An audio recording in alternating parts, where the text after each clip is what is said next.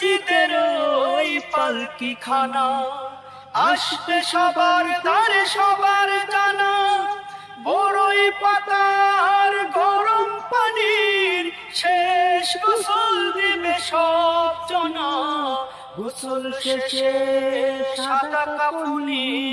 চির বিদায় দিবে মনা গোসল শেষে সাদা কাফনি